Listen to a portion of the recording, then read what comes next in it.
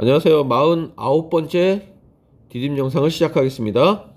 저번 시간에 이어서 금융상품의 유형과 특징에 대해서 살펴보는데, 저번 시간에 예금에 대해서 공부했었죠. 자, 바로 주식에 대해서 공부하도록 할게요. 주식은 주식회사가 경영 자금 확보를 위해 투자자의 지분을 표시하여 발행하는 증서로, 주식을 보유한 사람은 주주로서의 지위를 갖게 되는 거죠. 주주로서. 그래서 주식회사만, 여기서 주식회사는 주로 그 코스피나 코스닥에 상장된 회사들을 주로 얘기하는 건데, 꼭 상장되지 않더라도 주식을 발행할 수는 있습니다. 그렇지만은 이런 주식 발행에 따른 어떤 그 원활한 투자를 받기가 그렇게 쉽지는 않죠. 그래서 보통 주식회사들은 주식시장에 상장하는 것을 굉장히 목표로 많이 하죠. 그래서 주식의 특징은 예금이나 채권보다 높은 수익률을 기대할 수 있지만은, 굉장히 어떻게 될 수 있죠? 원금도 까먹을 수 있는 거죠. 그래서 안전성이 낮다, 이렇게 얘기할 수 있습니다. 그래서 수익 형태는, 자, 어떤 수익을 기대하고 주주가 되는 거죠? 주식을 소유한 주주는 바로 배당 수익이나 1년 그 성과에 따라서, 기업의 성과에 따라서 주주에게 일정 부분 배당금을 지급해 줍니다. 뭐 한 주당 10,000원인데 뭐 배당 수익률이 2% 준다 하면은 200원씩 그 주주에게 한 주당 주겠죠. 바로 이런 배당 수익을 노리고, 그다음에 주식이 그 주가가 올라가면은 그에 따른 시세 차익을 우리가 노릴 수가 있는 거죠. 바로 이런 점 때문에 주식을 사게 되는 거죠. 자, 그래서 주식의 특징은 수익성은 높지만 안전성은 낮다. 유동성은 어떨까요? 유동성은 높다라고 얘기할 수 있죠. 왜냐하면 주식을 갖고 있는 주식을 팔아버리면은 바로 현금화할 수 있기 때문에 유동성은 높다, 이렇게 얘기할 수 있습니다. 그 다음에 채권은 자, 크게 두 종류가 있죠. 기업이 발행하는 회사채와 정부가 발행하는 국공채가 있습니다. 그래서 채권 만기일에 정해진, 그러니까 일종의 언제 빚을 빌리면서 언제까지 돈을 갚겠다는 그런 증서가 되겠습니다. 그래서 채권 만기일에 채권 금액 지급을 약속한 채무 증서고, 이 채권이 채권 시장에서 거래가 되는 거죠. 그래서 주식에 비해 비교적 안전성은 높고 수익성은 낮다, 이렇게 얘기할 수 있습니다. 보통 채권은 금리가 높을 때 투자를 하게 되면은 이익을 많이 보겠죠. 금리가 높을 때 투자를 해서 금리가 낮아지면은 그 시세 차익을 많이 노릴 수가 있는 거고, 그래서 채권 투자자는 이렇게 시세 차익이나, 또는 만기가 되면, 만약에 내가 그 채권을 팔지 않더라도 만기가 되면 어떻게 할 수 있습니까? 내가 그 채권을 갖고 있다면은 바로 이자 수익, 이자를 달라고 요구할 수 있는 권리가 되는 거니까 이자 수익을 기대할 수 있는 거죠. 그래서 채권 투자를 하는 것은 이렇게 시세 차익이나 이자 수익을 기대하고 하는 거라고 얘기할 수 있습니다. 그래서 채권은 국가 및 지방자치단체, 기업 등이 명목 가액을 만기일에 지급하겠다는 일종의 차용 증서라는 걸 얘기했습니다. 그래서 이 채권 투자할 때 조심해야 될 것은, 굉장히 위험한 그런 회사의 채권을 사게 되면 어떻게 될까요? 그 회사가 망하게 되면은 휴지 조각이 되는 거죠, 채권은. 그렇기 때문에 망하는지가 굉장히 중요한 요건이 되는 거고, 그래서 국공채는 보통 공공기관이나 정부가 발행하는 채권이니까 망하진 않겠죠. 잘 망하지는 않기 때문에 이 국공채가 안전하고 회사채에 비해서는 안전하다고 얘기할 수 있지만은, 안전성이 보장되면 그만큼 어떻게 될까요? 그 이자율이라든지 이런 것들이 낮게 책정이 되겠죠. 그런 어떤 가능성이 있다는 거. 채권 가격이 상승하면 수익률은 하락한다. 왜냐하면 채권은 만기일에 지급할 원리금이 정해져 있기 때문에 그런 거죠. 그래서 따라서 거래 가격이 상승하는 것은 그만큼 수익률이 감소한다는 것을 의미한다. 이렇게 되어 있습니다. 자, 이자율과 자산가치 했는데 일반적으로 예금 이자율이 상승하면 기타 자산의 가치가 하락할 수 있다. 가계나 기업이 금융자산이나 실물자산에 대한 수요를 줄이고 상대적으로 안전하고 수익률이 높은 은행 예금을 증가시키기 때문이다. 이렇게 얘기할 수 있겠습니다.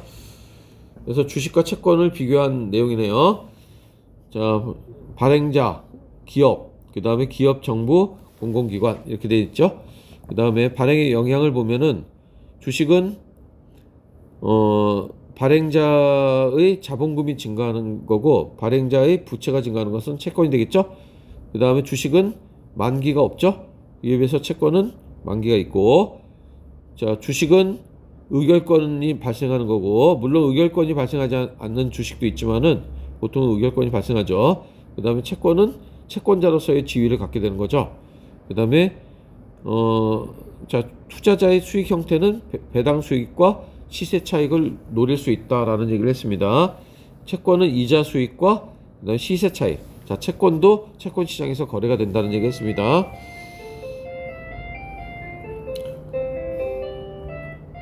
자, 다음으로 펀드.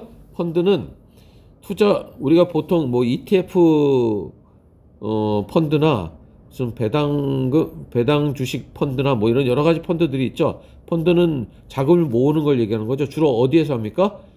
그쵸? 투자 신탁회사라든지 증권회사라든지 이런 데서 하는 거죠. 그래서 투자자들의 자금을 그런 회사에 있는 투자 전문가가 운용해서 수익을 배분하는 간접 투자 상품이다. 이렇게 얘기할 수 있죠. 그래서 내가 어디에다가 투자는 하고 싶은데 직접 주식을 산다든지 이런 거는 잘 기업들에 대해서 분석이 되지 않아서 잘 모르는 경우에 이런 어떤 전문가들에게 맡겨서 펀드를 운영함으로써 이런 어떤 그 수익을 얻고자 할 때 바로 이런 펀드를 활용하는 거죠. 그래서 전문가가 투자를 대신한다는 장점은 있지만은 원금 손실의 위험성이 있다는 겁니다. 아무리 투자 전문가라고 해도 100% 수익을 얻는다는 것은 그럴 수는 없는 거죠. 그래서 그 펀드인 경우에는 원금 손실의 위험성이 있다는 것을 알고 있으면 되겠습니다. 그 다음에 투자 수익 형태를 보면은 운용자가 자금 운용으로 얻은 수익을 투자 지분에 따라 투자자에게 배분한다 라고 되어 있습니다.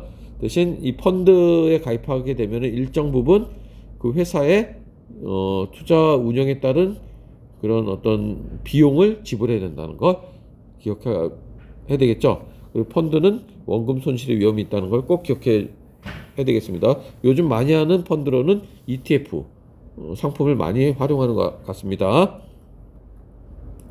보험, 미래의 위험에 따른 손해를 보상받기 위해 일정 금액을 지불하는 금융상품이다. 이렇게 얘기할 수 있고, 수익 극대화보다는 사고에 따른 손실 최소화를 목적으로 한다는 거.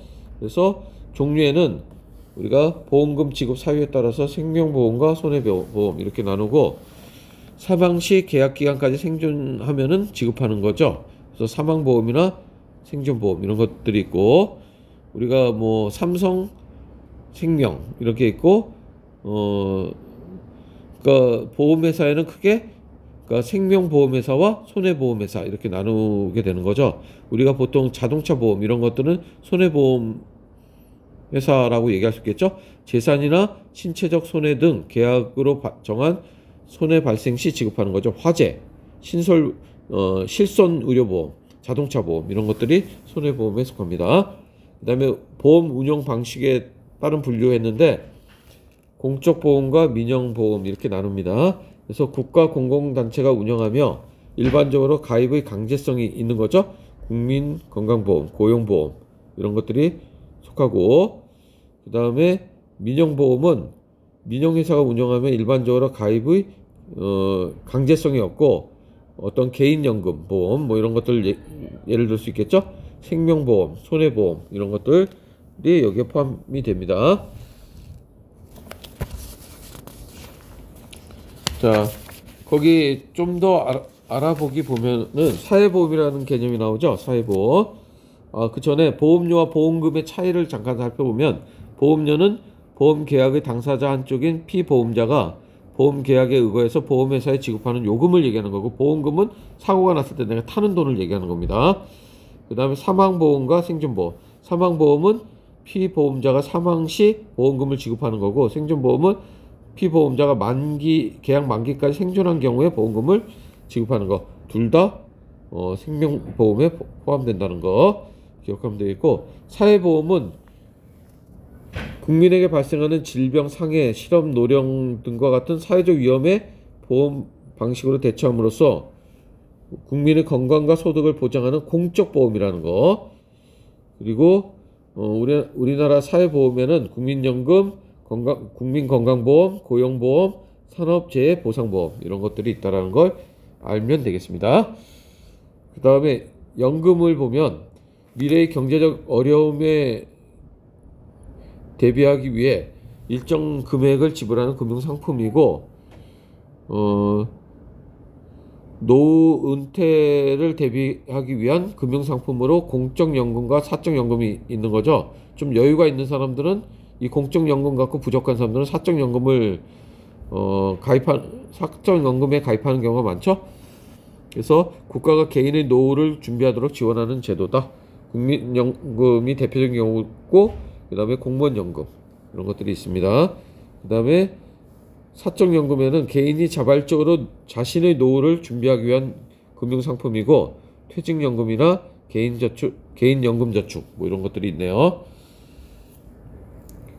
자, 다음으로 생애주기와 재무설계 이렇게 되어 있는데, 생애주기는 인간 생애를 유소년기, 청소년기, 청장년기, 노년기 등으로 구분한 것으로 개인의 성장, 취업, 혼인, 자녀 양육, 은퇴, 노후 등 일반적 삶의 단계를 바로 생애주기라고 하는 거죠.